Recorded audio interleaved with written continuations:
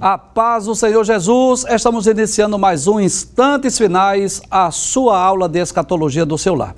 Eu quero agradecer por sua audiência, a você que gosta de estudar as profecias bíblicas, os eventos escatológicos, a você que gosta do livro do Apocalipse e diariamente assiste aos Instantes Finais. Que Deus te abençoe, que Deus continue com as mãos estendidas, abençoando você e toda a sua família. Lembrando que você pode assistir a programação da Rede Brasil pelo YouTube em dois canais diferentes, Rede Brasil Oficial e IEADP Oficial, ou pelo site www.iadpplay.org.br. E se você deseja entrar em contato conosco, enviar sua mensagem, a sua pergunta, o número do WhatsApp está aparecendo aí na sua tela. O prefixo é 81 e o número é o 99491 2293. Se você está acompanhando diariamente os Instantes Finais, você sabe que nós estamos estudando a segunda das 7 cartas que foram enviadas às igrejas da Ásia Menor, que foi a carta enviada à igreja de Esmirna. Vamos recapitular o que vimos para reforçar o aprendizado? Vamos ver. Bem, primeiro nós dissemos o significado de Esmirna, que significa mirra, e aí está a árvore chamada mirra e também do outro lado está aí o extrato e o líquido que é extraído da mirra, né? Uma substância amarga, mas odorífera, que servia tanto como perfume como também para unção de cadáveres. Inclusive, nós dissemos aqui que os magos, né, quando foram visitar o menino Jesus, levaram ouro, incenso e mirra. O ouro fala da divindade de Jesus, mostrando que ele é rei. O incenso fala que ele é sacerdote e a mirra falava exatamente do seu sofrimento e também da sua morte. Vimos aí, falamos um pouco sobre a cidade de Esmirna, né? A mais bela da Ásia Menor nos dias de João, né? Ela tinha vários títulos, né? Vários nomes pelas quais Esmirna era conhecida, né? Como ornamento da Ásia, a coroa da Ásia, a pérola do Egeu, a flor da Ásia, né? E tinha uma arquitetura magnífica que ainda hoje as pessoas vão, né, fazer visita, ver as ruínas desses monumentos, né? Dessa arquitetura na cidade de Esmirna, que ainda hoje é uma grande e belíssima cidade. Vimos também que era, na época, no primeiro século da era cristã, nos dias de João, uma cidade comercial onde ficava o principal porto da Ásia. Nós dissemos, inclusive, mostramos aí no mapa, né, que tanto Éfeso como Esmirna eram cidades portuárias que davam acesso tanto para o mar Egeu como para o mar Mediterrâneo. E aí nós mostramos também a atual Izmir, né? Esmirna hoje se chama Izmir, e você vê aí uma cidade portuária. Volta, por favor, a tela. Uma cidade belíssima com aproximadamente 4 milhões de habitantes, né? Então existe, claro, as ruínas, aquela arquitetura para os turistas, os visitantes verem, mas existe aí essa moderna cidade que é uma cidade belíssima hoje chamada Izmir, lá na Turquia. Também vimos que ela era famosa não só pela sua beleza, não só pelo seu porto, mas também porque eram realizados em Esmirna jogos atléticos que eram famosos em todo o mundo. Inclusive, nós dissemos aqui, né, que as Olimpíadas, as competições, elas existem há milênios, né? Desde os tempos bíblicos que existem competições e Olimpíadas nas cidades antigas. E também nós dissemos que apesar de ser uma cidade belíssima, apesar de ser uma cidade portuária, apesar de ter Jogos Olímpicos, mas para o cristão, para o povo de Deus, morar nessa cidade era sinônimo de problemas. E por quê? Era uma cidade muito idólatra, havia templos dedicados a vários deuses, né? Esculápio, Zeus, Afrodite, Cibele.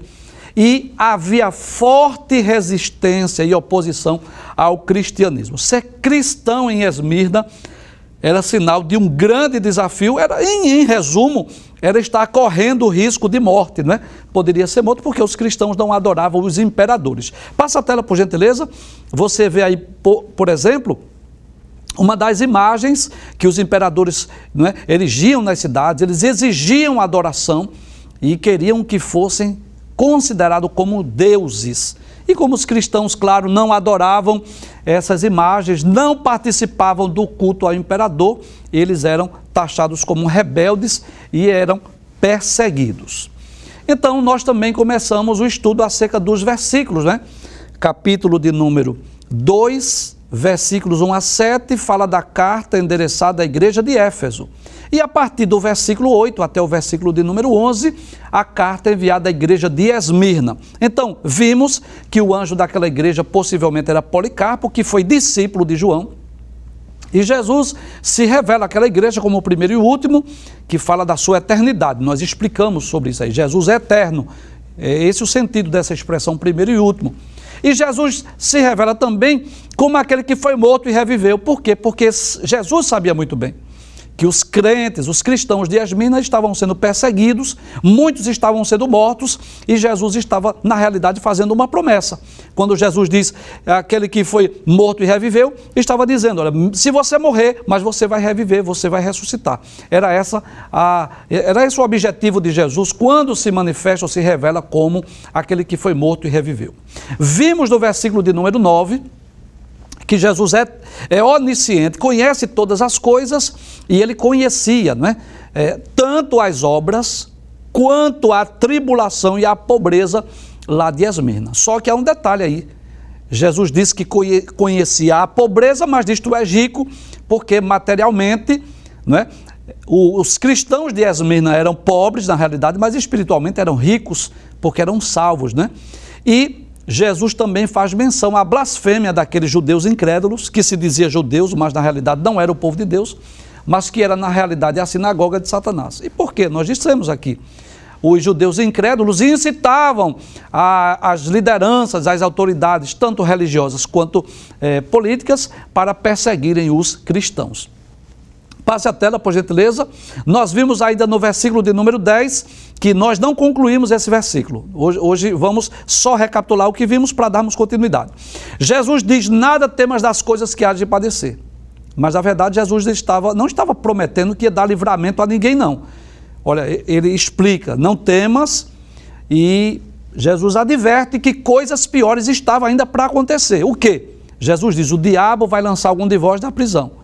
Nós explicamos sobre isso, que a perseguição aos cristãos não era necessariamente uma determinação de Deus, mas uma permissão.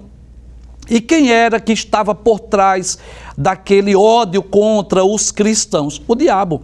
Nós falamos sobre esse personagem, né? Citamos vários textos bíblicos falando acerca desse principal e maior inimigo de Deus, do homem e principalmente da igreja.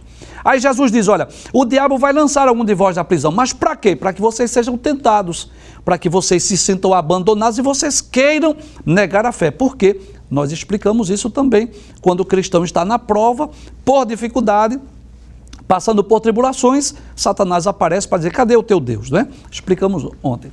E vimos até essa frase aí, tereis uma tribulação de 10 dias. Então vamos dar continuidade a partir dessa frase, né? Jesus adverte a igreja de Esmirna que eles iriam enfrentar uma perseguição de 10 dias. A partir daí nós vamos começar a nossa aula hoje, né? Eu gostaria que abrisse aquela tela que fala sobre os grandes imperadores, as 10 grandes perseguições, né? Então, muito bem.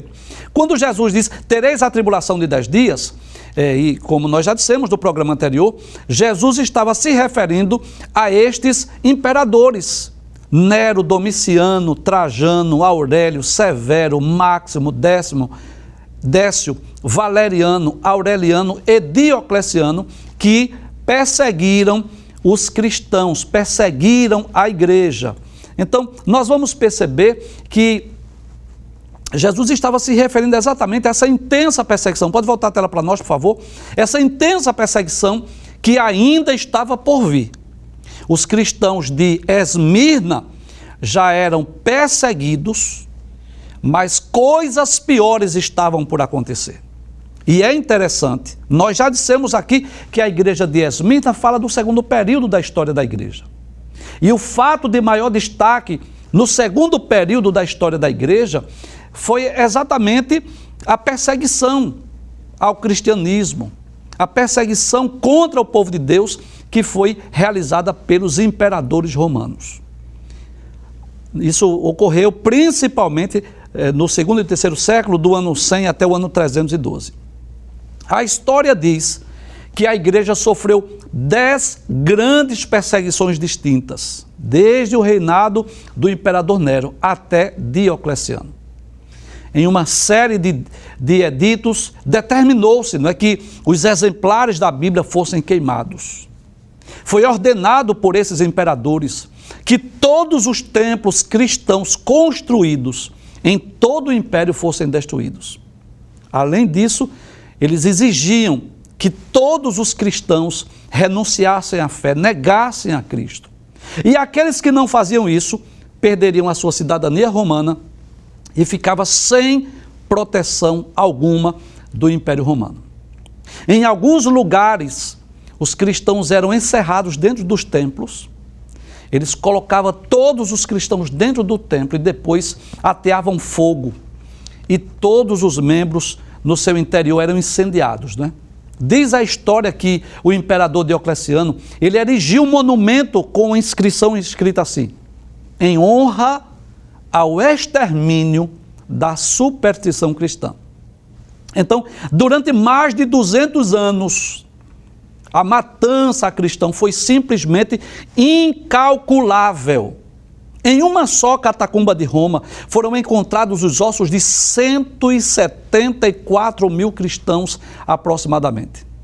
Então, esses 10 dias que Jesus diz, que Jesus se refere, não eram dias de 24 horas, eram sim períodos de tempo. Jesus sabia muito bem das perseguições que estavam para vir sobre a igreja.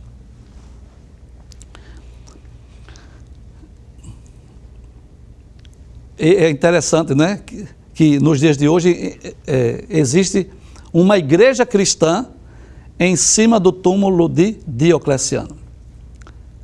Então, o que é interessante é que o objetivo de Satanás, né, porque Jesus deixa bem claro que era Satanás que estava por trás dessa perseguição aos cristãos. Isso está muito claro no texto, né?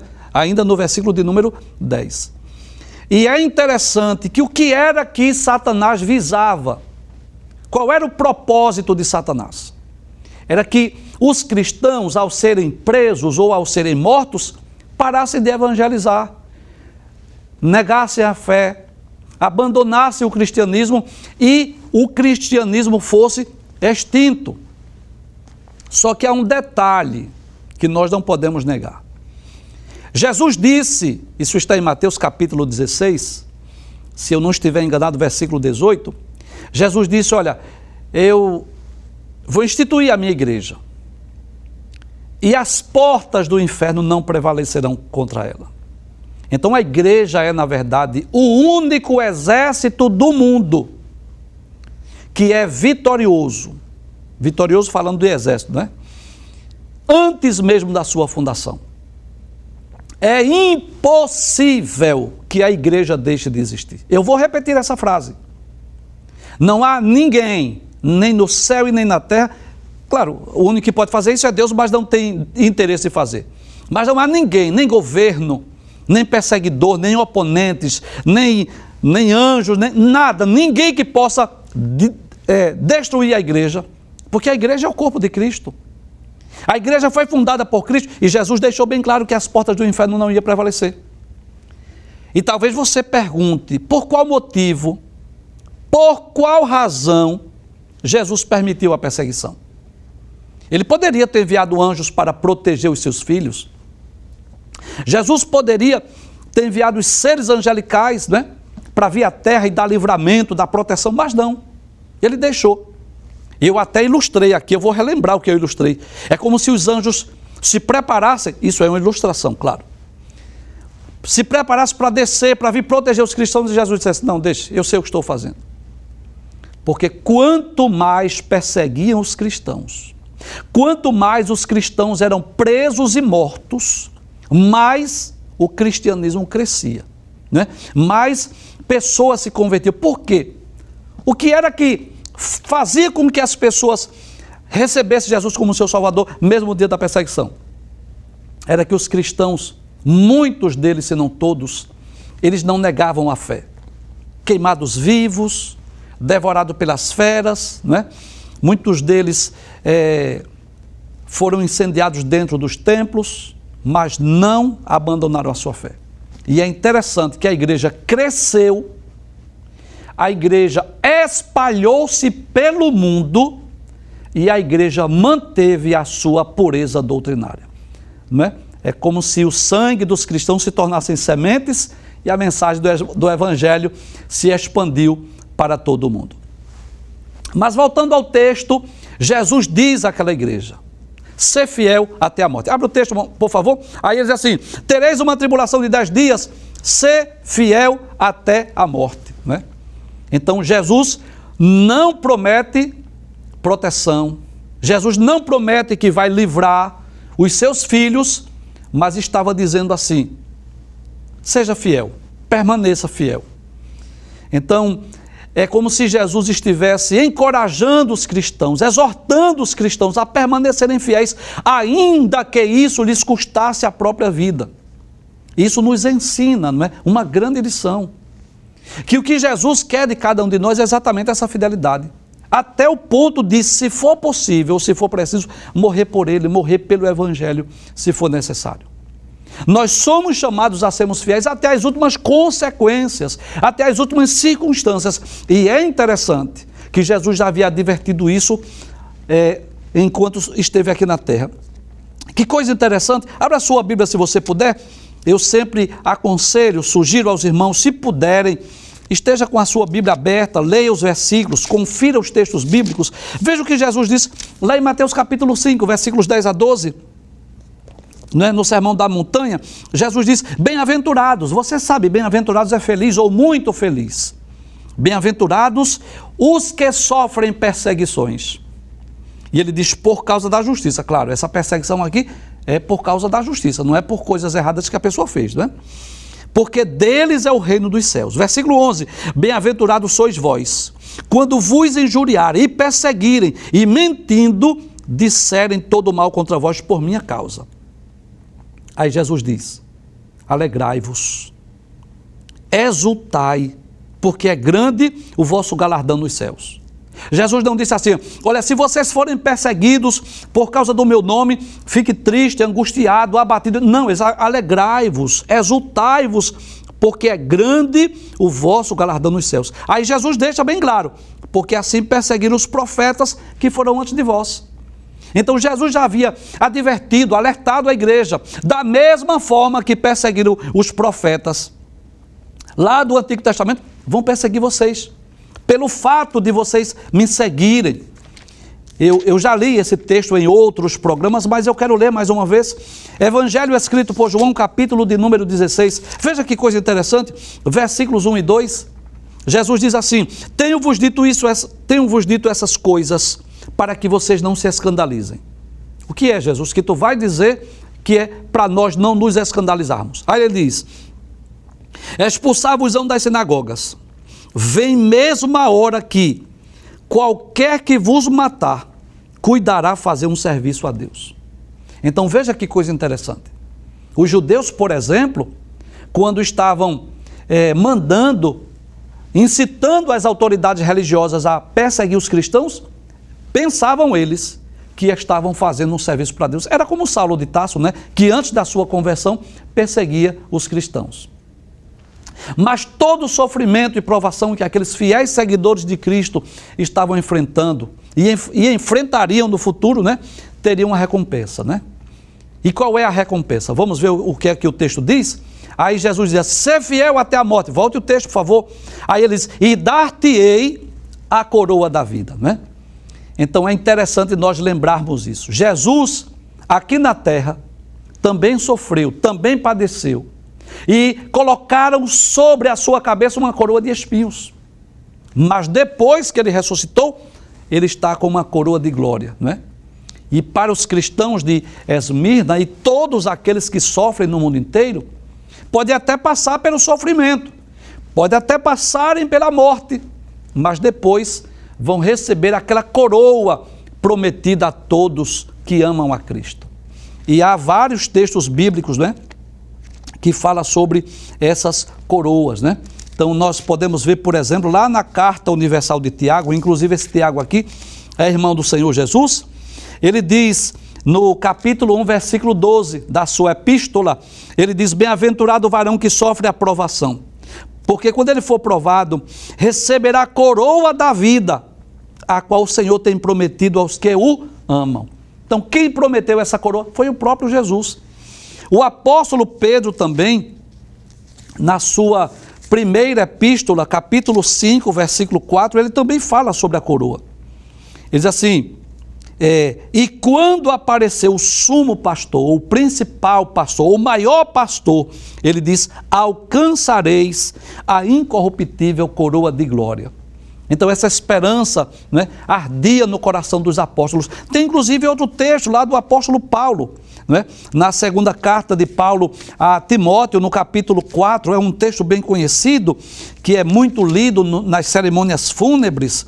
Segunda carta de Paulo a Timóteo, capítulo 4, versículos 7 e 8, Paulo prevendo a sua morte, né? Ele diz assim: olha, eu combati o bom combate, acabei a carreira e guardei a fé. Versículo 8, desde agora a coroa da justiça me está guardada, a qual o Senhor, o justo juiz, me dará naquele dia, e não somente a mim, mas a todos os que amarem a sua vinda. Então essa expressão coroa diz respeito a um prêmio, uma recompensa, como se fosse um símbolo de um triunfo, de uma conquista. E é interessante observar um detalhe. Eu disse a você aqui que quanto mais nós conhecemos a cidade, mais fácil conhecer a carta. Então a cidade de Esmirna, ela era famosa porque eram realizados jogos, competições. E naquelas competições lá em Esmirna, os vencedores recebiam coroas que eram colocadas na sua cabeça. Mas as coroas, claro, que eles recebiam era de louro, eram coroas corruptíveis, perecíveis. Mas a coroa que Cristo oferece não é uma coroa igual daquelas competições, e sim a coroa da vida. Foi a coroa que Jesus prometeu dar não só aos crentes de Esmirna, mas a todos aqueles que forem fiéis a Ele. Finalmente, o versículo de número 11, que é exatamente o último versículo que nós vamos estudar hoje, né? Concluindo o estudo dessa carta. Aí Jesus diz assim: quem tem ouvidos, ouça. Então essa expressão, né, que é muito comum em todas as cartas, em todas todas as igrejas da Ásia, Jesus repete essa expressão: quem tem ouvidos, ouça. Ouvir o quê? O que o Espírito diz às igrejas. Então trata-se na verdade de uma palavra de advertência para que os leitores, para que os ouvintes abram a mente, abram o coração para as verdades que foram ditas, foram ensinadas. O sentido dessa expressão na realidade é assim: estejam atentos, prestem atenção, observem. Mas o que é que os cristãos deveriam ouvir? Ouvir o que o Espírito estava falando às igrejas. Então, com certeza, o mesmo Espírito, né, que é onipresente, o mesmo Espírito Santo que no passado falou aos crentes lá de Esmirna, continua falando conosco hoje. Nós já falamos aqui acerca do Espírito Santo, e ele tem uma tríplice missão na história dos seres humanos. Pelo menos as três mais importantes. Primeiro, a primeira função, a primeira missão do Espírito Santo é convencer o homem do seu pecado. Convencer da justiça e do juízo. Vamos ver o que é que Jesus diz? Então, eu costumo dizer que o Espírito Santo inicia falando ao homem, ao pecador, mesmo antes da sua conversão. Sabia disso? Você que é cristão, você que é servo de Deus, o Espírito Santo falou com você antes mesmo de você ser um servo de Deus, porque Ele é quem convence. Deixa eu falar um pouco aqui nessa câmera. O pastor e escritor Maio Pirman, no seu livro Conhecendo as Doutrinas da Bíblia, ele diz algo muito interessante. Ele diz assim: convencer o homem dos pecados comuns, todo mundo faz, é fácil. Convencer o bêbado da embriaguez, a prostituta da prostituição, o ladrão do seu roubo, qualquer um faz. Agora, convencer o pecador do pecado original, que por causa de Adão nós herdamos a natureza pecaminosa e estamos destituídos da glória de Deus? Só o Espírito Santo. Convencer o homem que por conta do pecado de Adão, ele tornou-se pecador, só quem pode fazer isso é o Espírito Santo. E nós damos graças a Deus por isso, porque o Espírito Santo foi enviado com essa missão. Veja o que Jesus diz, João capítulo 16, versículo de número 8. E quando ele vier, Jesus estava falando do Espírito Santo. Ele diz, convencerá, não é? Através de argumentos. Ele vai convencer o quê? O mundo, a humanidade aqui, de três coisas: do pecado, da justiça e do juízo, não é? Então, do pecado, porque por causa de Adão nós herdamos a natureza pecaminosa, mas da justiça de Deus, que enviou Jesus para morrer por nós, mas também do juízo, do julgamento, porque quem rejeitar a justiça de Deus será condenado. E quando o pecador ouve a mensagem do Evangelho, quer seja lendo a Bíblia, quer seja ouvindo uma pregação, quer seja assistindo um culto na televisão, ou um programa na rádio, ou entrando num templo, alguém chega na casa dele, seja lá qual for a forma que ele ouviu a mensagem, e esse pecador crê nessa palavra, nesse Evangelho, ele se converte, ele crê no Evangelho, ele se arrepende dos seus pecados, ele se converte dos seus maus caminhos, aí o Espírito Santo habita dentro dele. E muitas pessoas fazem essa pergunta. Mas e o Espírito Santo pode habitar no pecador? Eu digo não, claro que não pode. Mas a partir do momento que o pecador crê em Cristo, se arrepende dos seus pecados, se converte dos seus maus caminhos, eu já falei, eu vou lembrar o que nós já dissemos em outras aulas. Três coisas acontecem. Quando o homem dá os três passos, né? Ele crê no Evangelho, se arrepende dos seus pecados e se converte dos seus maus caminhos, três coisas acontecem com ele. Ele é justificado, regenerado e santificado. E qual é o sentido dessas três palavras? Justificar é declarar justo. Deus declara, esse pecador é justo, como se nunca tivesse cometido pecado algum. Romanos 5:1 diz isso. Sendo, pois, justificados pela fé, temos paz com Deus. Segundo, ele é regenerado.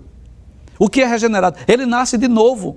O Espírito Santo vem habitar dentro dele e promove uma transformação espiritual.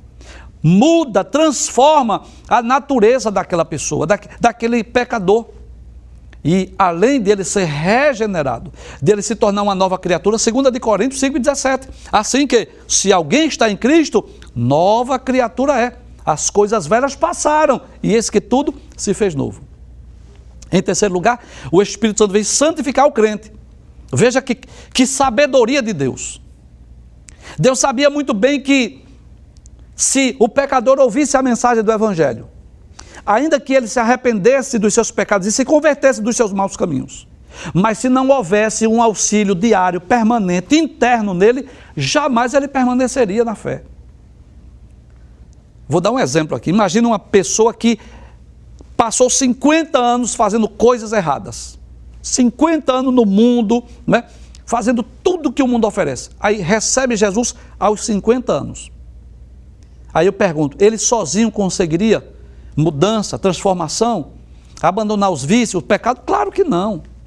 Mas o Espírito Santo o que é que faz? Vem habitar dentro dele. Para quê? Para promover a santificação. Veja lá na primeira carta aos Coríntios, capítulo 3, versículo 16, Paulo diz assim: não sabeis vós que sois o templo de Deus e que o Espírito de Deus habita em vós? Outro texto, capítulo 6, versículo 19. Ou não sabeis que o nosso corpo é o templo do Espírito Santo, que habita em vós, proveniente de Deus, e que não sois de vós mesmos? Então, o Espírito Santo convence o pecador. Quando o pecador crê na mensagem, ele vem habitar dentro do crente, dentro agora daquela pessoa que era pecador, mas agora é regenerado, realiza 3 milagres: justificação, regeneração e santificação. E além disso, além dessa tríplice bênção, o Espírito Santo ainda dá poder, autoridade, capacidade para o crente fazer a obra de Deus. Foi Jesus quem prometeu.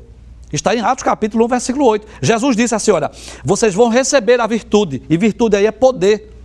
Vocês vão receber a virtude do Espírito Santo que vai vir sobre vocês e vocês serão minhas testemunhas. Em Jerusalém, em Judeia, em Samaria e até os confins da terra. E eu não tenho dúvida disso. Que foi o Espírito Santo de Deus que deu coragem, ousadia aos crentes para que eles não abandonassem a fé. Para que eles não negassem a Jesus. E Jesus, quando envia essa carta, né, através de João, Jesus visava alcançar não apenas os crentes lá de Esmirna, mas com certeza cada um de nós. É por isso que Jesus diz assim, olha, quem tem ouvidos ouça o que o Espírito diz às igrejas. E eu não tenho dúvida disso. Digamos que tenha sido Policarpo que recebeu essa carta, e quando Policarpo começa a ler aquela carta, tão breve, tão curta, mas de uma mensagem tão profunda, é como se o Espírito Santo estivesse, né, falando aos corações dos crentes lá de Esmirna. Mas à medida que essa carta, ela foi traduzida, preservada, ela foi, né, impressa e continua hoje sendo lida em vários lugares do mundo. Eu não vou dizer em todo o mundo, mas em vários lugares do mundo, o Espírito Santo continua falando, como eu acredito que esteja falando com você e está falando comigo hoje. Por isso que Jesus diz, quem tem ouvidos ouça o que o Espírito diz às igrejas. É como se Jesus dissesse assim, presta atenção, observe, veja o que é que o Espírito Santo está falando.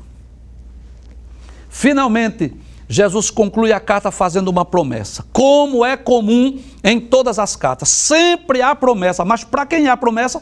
Para os vencedores. Vamos para o texto, para a gente ver como é que diz? Diz assim, o que vencer? Então, quem tem ouvidos ouça o que o Espírito diz às igrejas. O que vencer não receberá o dano da segunda morte. Então observe que Jesus diz assim, o que vencer? A promessa não é para todos, é para quem for vencedor. Aquele que... E quem é que vai vencer aí? Não é quem chegar primeiro. E inclusive eu quero ler um texto, primeira carta de Paulo aos Coríntios, capítulo, eu acho que é 9, versículo 24, se eu não estiver enganado. Não é? É isso mesmo. Paulo, é claro que aqui Corinto é outra carta, não é outra para outra igreja.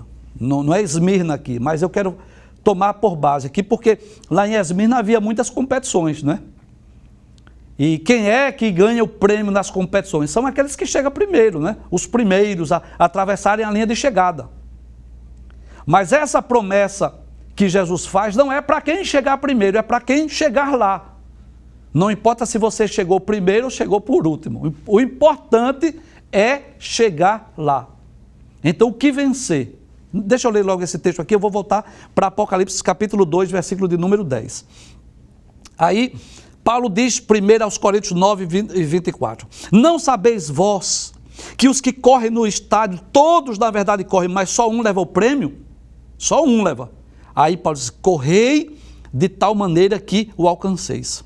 Todo aquele que luta, de tudo se abstém. Eles o fazem para alcançar uma coroa corruptível, nós, porém, uma incorruptível.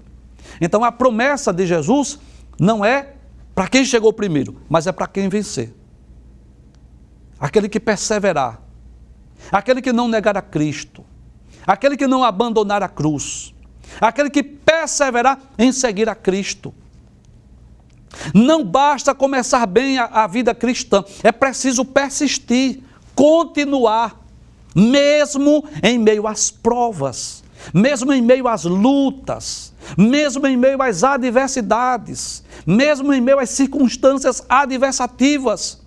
O que Jesus espera de mim e de você é que nós possamos continuar, persistir, ir adiante e avante. Esta é a mensagem de Cristo, a promessa. Quem é que vai receber essa promessa? Quem vai receber é aqueles que forem vencedores, né? O que vencer? E qual é a promessa que Jesus fez para os vencedores? Em todas as cartas tem promessa para os vencedores. Mas para a igreja lá de Esmirna, no versículo 11, né? O que vencer não receberá o dano da segunda morte. O que era que Jesus estava dizendo? Ele estava dizendo assim, olha, Você pode até morrer fisicamente, mas você não vai morrer espiritualmente. Vamos ver? Apocalipse fala sobre isso. O que é a segunda morte, professor? Vamos ver o que é? A Bíblia fala sobre isso. Nós falamos aqui, existem 2 programas no YouTube que nós falamos sobre a morte, né? Falamos sobre 3 tipos de morte. Existe a morte física, que é a separação da alma e espírito do corpo. Existe a morte espiritual, que é a condição do pecador distante de Deus, ainda que esteja vivo fisicamente, mas se ele está distante de Deus, está espiritualmente morto.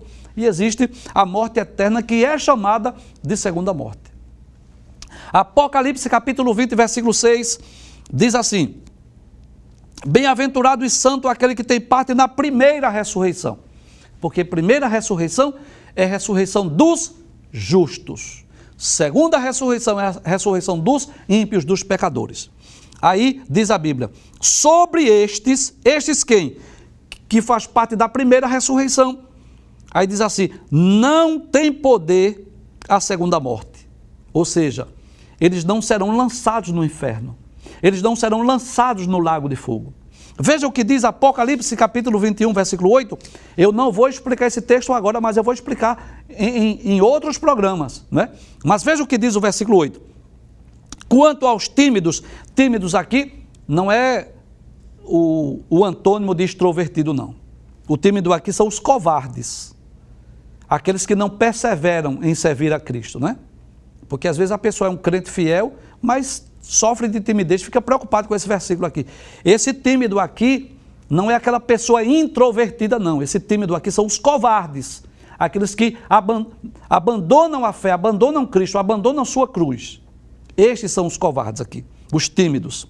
Aí, Apocalipse capítulo 21, versículo 8 diz, quanto aos tímidos, os incrédulos, os abomináveis, os homicidas, os fornicadores, os feiticeiros, os idólatras e a todos os mentirosos.